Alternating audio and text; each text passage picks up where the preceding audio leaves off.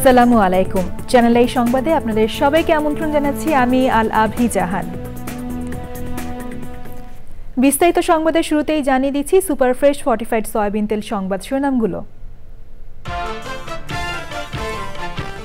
প্রধান উপদেষ্টাকে জাতীয় ঐক্যের ডাক দেওয়ার পরামর্শ বিএনপির, দ্রুত নির্বাচনী রোডম্যাপ ঘোষণার আহ্বান। চট্টগ্রামে বৈষম্য বিরোধী ছাত্র আন্দোলনের সমন্বয়ক হাসনাত সার্জিসের গাড়ি বহরে মালবাহী ট্রাকের ধাক্কা, প্রতিবাদে ঢাকা বিশ্ববিদ্যালয়ে বিক্ষোভ। জীববৈচিত্র্যে অনন্য মাত্রা যোগ করেছে বানর আর হনুমান, বনাঞ্চল কমে যাওয়ায় খাদ্যাভাবে অস্তিত্ব সংকটে এসব প্রাণী। এবং অ্যান্টিগা টেস্টে হারের জন্য ব্যাটিংকে দুষলেন অধিনায়ক মিরাজ, বোলিং শুধরে পরের ম্যাচে উন্নতির প্রতিশ্রুতি।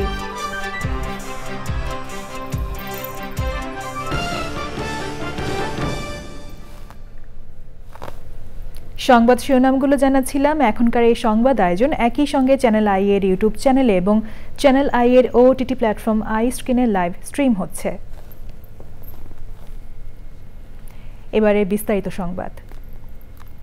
প্রধান উপদেষ্টার সঙ্গে বৈঠকে গত কয়েকদিনের ঘটনায় উদ্বেগ প্রকাশ করেছেন বিএনপি নেতারা। পরিস্থিতি উত্তরণে জাতীয় ঐক্যের ডাক দিতে বলেছে দলটি। প্রধান উপদেষ্টার সাথে বৈঠক শেষে সরকারকে অবিলম্বে নির্বাচনের রোড ম্যাপ দিতে বলেছেন বিএনপির মহাসচিব মির্জা ফখরুল ইসলাম আলমগীর। প্রধান উপদেষ্টার প্রেস সচিব জানিয়েছেন সকলকে ধৈর্য ধরতে বলেছেন অধ্যাপক মোহাম্মদ ইউনুস।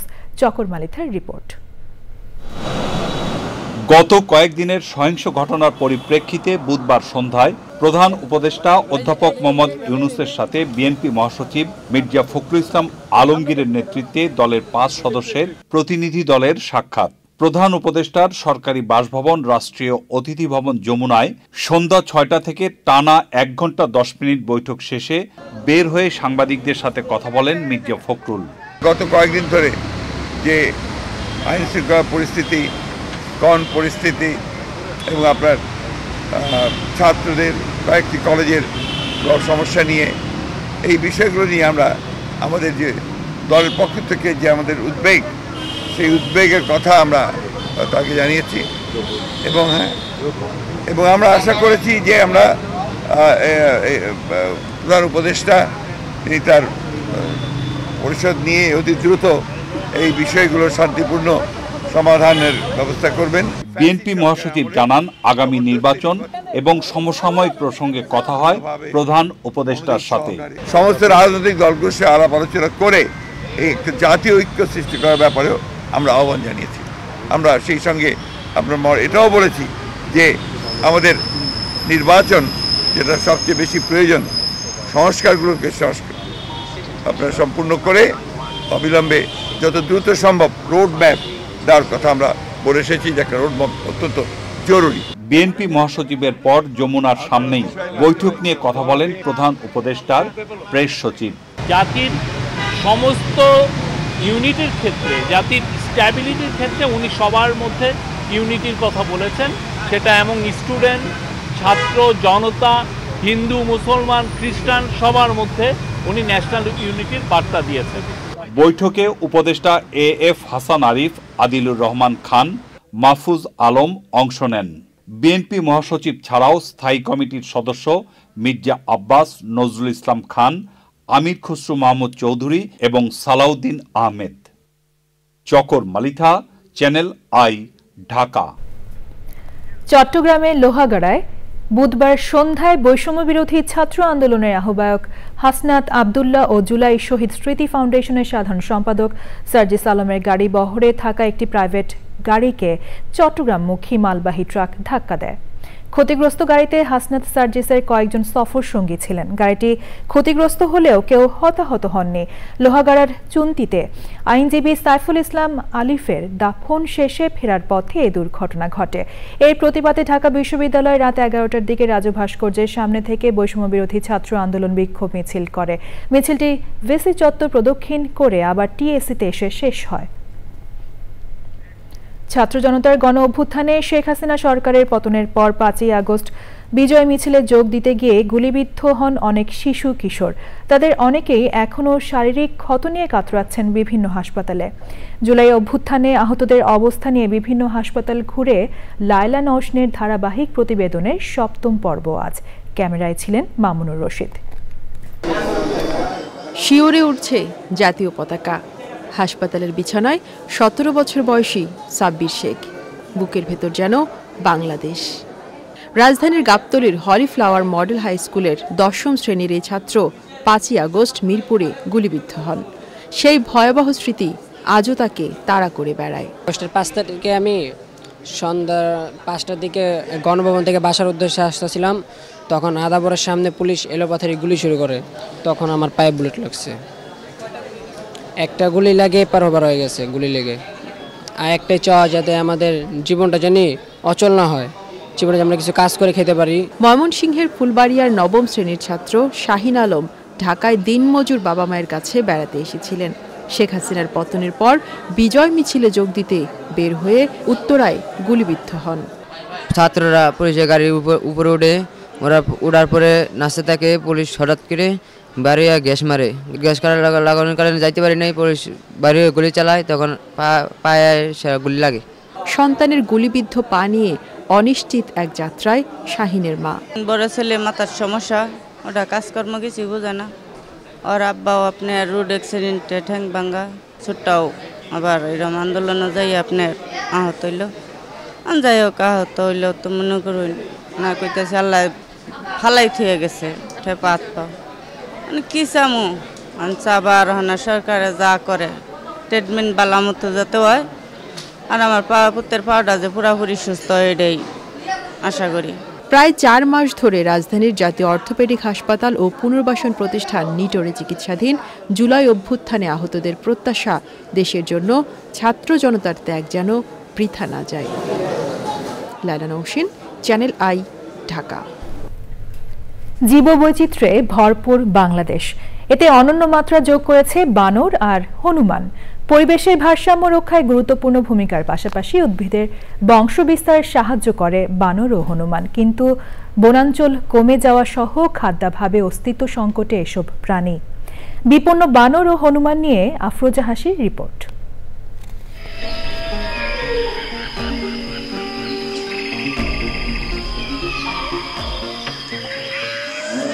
বাংলাদেশের প্রতিবেশ ব্যবস্থায় বিভিন্ন প্রজাতির বন্যপ্রাণীর বিচরণ, দলবদ্ধ বসবাস, সঙ্গী নির্বাচন, প্রজনন, সন্তান পালন সহ বিভিন্ন বৈশিষ্ট্যের কারণে বানর ও হনুমানকে বলা হয় উন্নত বুদ্ধিমত্তার সামাজিক প্রাণী। দেশে 10 প্রজাতির বানর, হনুমান ও উল্লুক দেখা যায়। এগুলোর মধ্যে লাল বানর সবচেয়ে বেশি পরিচিত এবং দেশের সর্বাধিক স্থান জুড়ে বিচরণ করে।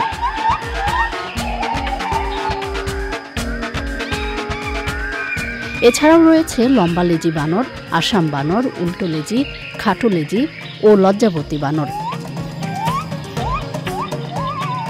পাশাপাশি চশমা পরা হনুমান, মুখ পোড়া হনুমান, সাদা হনুমান এবং উল্লুকেরও বিচরণ এই বদ্বীপ জুড়ে। বন, জঙ্গল, তৃণভূমি, পাহাড়, এমনকি শহর বা গ্রামের রাস্তাঘাট ও বাড়ির আশপাশেও এরা বিচরণ করে। তবে আকারে সবচেয়ে ছোট লজ্জাবতী বানরের বাস চিরসবুজ বনে। দেশের সিলেট ও পার্বত্য চট্টগ্রামের মিশ্র চিরসবুজ বনে উল্টোলেজি বানর বা উলু বানরের বিচরণ। এছাড়া কক্সবাজারের মিশ্র চিরসবুজ বনে খুবই অল্প সংখ্যায় টিকে আছে লম্বা লেজি বানর। আর সাদা হনুমানের আবাস দেশের দক্ষিণ পশ্চিমাঞ্চলের যশোর ও আশপাশের এলাকায়। টাঙ্গাইল ও ময়মনসিংহের শালবন এবং সিলেট ও পার্বত্য চট্টগ্রামের চিরসবুজ বনের বাসিন্দা মুখপোড়া বানর। প্রজাতিভেদে এরা বিভিন্ন গাছের নরম কাণ্ড, ফল, পাতা ও কাঁকড়া জাতীয় প্রাণী খেয়ে থাকে। প্রাকৃতিক আবাসস্থল ধ্বংস, বন উজাড়ের পাশাপাশি খণ্ডিত হয়ে যাওয়া, খাদ্যের অভাব, অবৈধ শিকার, দুর্ঘটনায় মৃত্যুসহ নানা কারণে অস্তিত্ব সংকটে এসব প্রাণী। একমাত্র লাল বানর ছাড়া বাকি প্রজাতিগুলো রয়েছে বিপন্নের তালিকায়।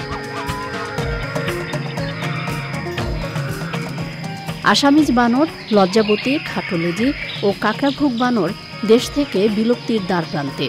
এসব প্রাণী বিলুপ্তিতে বনের প্রতিবেশের ভারসাম্যহীনতার পাশাপাশি বয়ে আনবে মানবিক বিপর্যয়।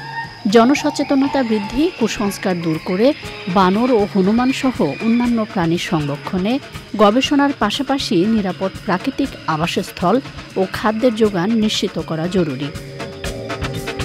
তবেই টিকে থাকবে প্রকৃতির ভারসাম্য রক্ষাকারী এসব প্রাণী। আফরোজা হাসি, প্রকৃতি ও জীবন ডেস্ক, চ্যানেল আই। বিপন্ন বানর ও হনুমান নিয়ে বিশেষ পর্বটি দেখবেন আজ রাত 10:15 প্রকৃতি ও জীবন অনুষ্ঠানে। নিজ ভবনে সবুজের সন্নিবেশ ঘটানোর পাশাপাশি নিরাপদ ফসলের প্রত্যাশায় রাজধানীর মিরপুরে ছাদ কৃষি গড়েছেন লাকি রহমান। তার কাছে ছাদ কৃষির আয়োজনটি একাকিত্ব দূরীকরণেরও মূল জায়গা হয়ে উঠেছে। বিস্তারিত জানাচ্ছেন শাইখ সিরাজ। ঢাকা মিরপুরের পাইকপাড়া, এখানে 5তলা ভবনের উপর 3 স্তরের ছাদ কৃষিটি ভিন্ন রকম এক সবুজে সেজে উঠেছে। উদ্যোক্তা লাকি রহমান একাকিত্ব গোছাতে যুক্ত হয়েছিলেন কৃষির এই আয়োজনে, যা গত কয়েক বছরে তার হাতের যশে পরিণত হয়েছে বিষমুক্ত এক ফসলি ক্ষেত্রে।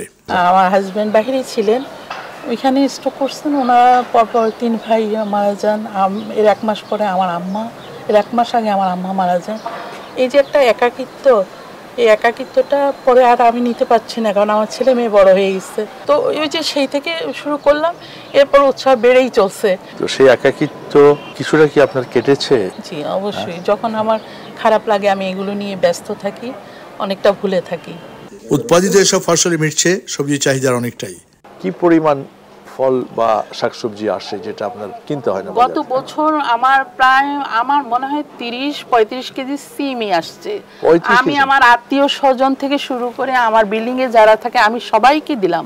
কৃষির এই চর্চায় যুক্ত হয়েছেন পরিবারের ছোট বড় সব সদস্য। নিঃশ্বাস নিতে পারি না নিজের বাসায় থেকে, একটু গাছের কাছে আসলে তো অবশ্যই ভালো লাগে। তোমরা কি করো এখানে?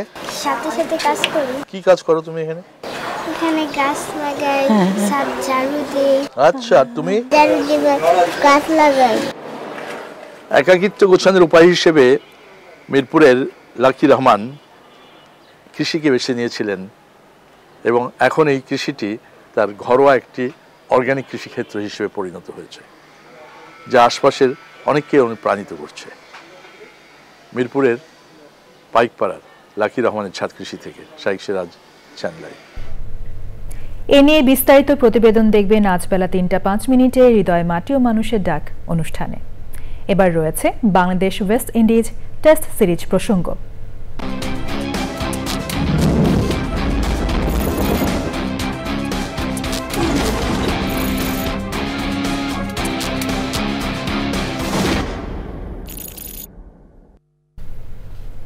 বাংলাদেশকে 201 রানে হারিয়ে টেস্ট সিরিজে এগিয়ে যাওয়ার পাশাপাশি ওয়েস্ট ইন্ডিজ প্রায় 2.5 বছর পর নিজেদের মাঠে পেয়েছে প্রথম টেস্ট জয়। টাইগারদের আরও একটি হারে ব্যাটারদের দায়ে দেখছেন অধিনায়ক মেহেদী হাসান মিরাজ। তবে বোলার বিশেষ করে পেসার তাসকিনের বোলিংয়ের প্রশংসা ঝরেছে অধিনায়কের কণ্ঠে। অ্যান্টিগায় প্রথম টেস্ট শেষে মিডিয়ার সাথে চ্যানেল আই সংবাদে আবারও আমন্ত্রণ জানাচ্ছি। দুর্গম চরাঞ্চলে শিক্ষা সুবিধা বঞ্চিত শিশুদের মাঝে আলো ছড়াচ্ছে ফয়জুন করিম মেমোরিয়াল একাডেমি। শরীয়তপুরের ভেদরগঞ্জ উপজেলার আরশিনগরে চরাঞ্চলের পিছিয়ে পড়া 5 শতাধিক শিক্ষার্থী নিয়ে এবছরই যাত্রা শুরু করেছে স্কুলটি। শরীয়তপুর থেকে SM মুজিবুর রহমানের রিপোর্ট। দেশব্যাপী শিক্ষা ব্যবস্থার উন্নয়ন হলেও দুর্গম চরাঞ্চল এখনও অনেক পিছিয়ে রয়েছে। শরীয়তপুরের চরাঞ্চলে শিশু থেকে নবম শ্রেণীর শিক্ষার্থীদের আধুনিক মানসম্মত কর্মমুখী শিক্ষার আলোয় আলোকিত করতে প্রতিষ্ঠা করা হয়েছে ফয়জুল করিম মেমোরিয়াল একাডেমি।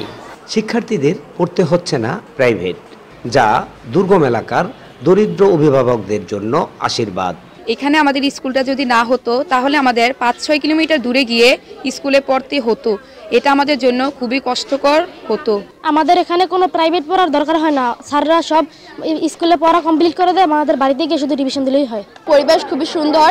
এছাড়াও আমি আরও 8 থেকে 10টায় অংশগ্রহণ করছি, এমনকি বৃত্তিও পাইছি। সব জায়গার তুলনায় এই জায়গাটা আমার কাছে বেশি ভালো লাগছে। শিক্ষায় পিছিয়ে পড়া এই অঞ্চলে প্রতিষ্ঠানটি শিক্ষার্থীদের আলোকিত মানুষ তৈরি করবে প্রত্যাশা কলেজ শিক্ষকের। শিক্ষায় পিছিয়ে পড়া এই অঞ্চলকে শিক্ষায় এগিয়ে নেওয়ার জন্য এবং মানসম্মত শিক্ষা নিশ্চিত করেন এই প্রতিষ্ঠানটি আলোকিত মানুষ তৈরি। এই প্রতিষ্ঠানের কাছে আমরা প্রত্যাশা করি, আশা করি আমাদের সেই প্রত্যাশা পূরণে এই প্রতিষ্ঠান গুরুত্বপূর্ণ ভূমিকা পালন করবে। দরিদ্র শিক্ষার্থীদের বৃত্তি প্রদান সহ যে কোনো সংকট সমাধানে প্রতিষ্ঠানটি পাশে থাকবে বলে জানায় কর্তৃপক্ষ। স্কুলে যারা পড়াশোনা করতেছেন তাদেরকে আমরা সব ধরনের ফ্যাসিলিটি দেওয়ার চেষ্টা করতেছি এবং আলাদা করে যাতে প্রাইভেট পড়তে না হয়, টিচার দিতে না হয়, ওইভাবেই আমরা প্রতিষ্ঠানকে আগায় নেওয়ার চেষ্টা করতেছি। আশেপাশে যেহেতু কোনো স্কুল নাই, এখান থেকে যারা পড়ে দূরদূরান্ত যে পড়ে এবং অনেকেই জ্বরে পড়ে যায়, যাতে জ্বরে না পড়ে এবং আধুনিক মানসম্মত একটি কর্মমুখী শিক্ষা ব্যবস্থা চালু করে তাদের কর্মসংস্থানের ব্যবস্থা করা যায়, এই লক্ষ্যে প্রতিষ্ঠানরা আসলে যাত্রা শুরু করেছে। ফয়জুল করিম মেমোরিয়াল একাডেমির আধুনিক কর্মমুখী শিক্ষা এই অঞ্চলের শিক্ষার্থীদের স্বনির্ভর মানুষ হিসাবে গড়ে তুলবে বলে আশাবাদী এলাকাবাসী। SM. Mujibur Rahman, channel I, Shariatpur. এবার দেখবেন কৃষি সংবাদ।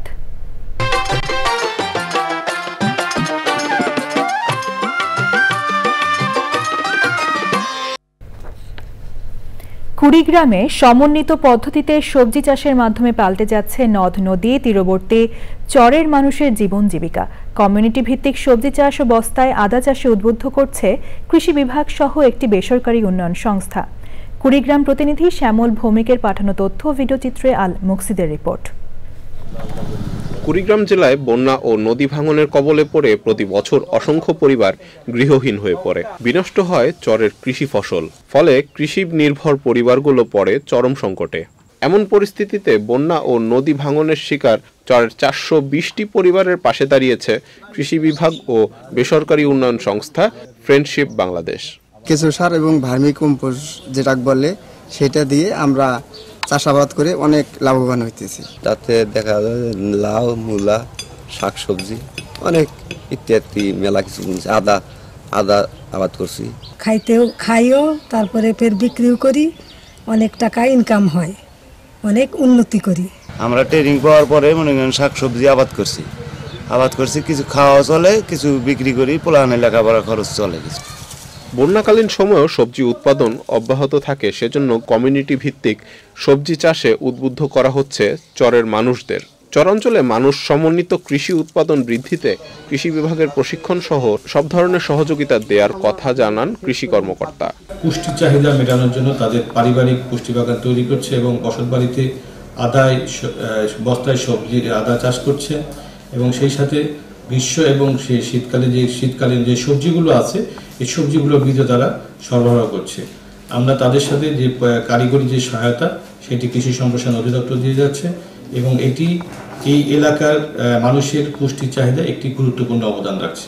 এ ধরনের প্রকল্পের মাধ্যমে জেলার প্রতিটি চরেই সহায়তা দেয়া গেলে বদলে যাবে চরাঞ্চলের কৃষিচিত্র, বলছেন সংশ্লিষ্টরা। আল মুকসিদ, চ্যানেল আই। এবার প্রকৃতি সংবাদ।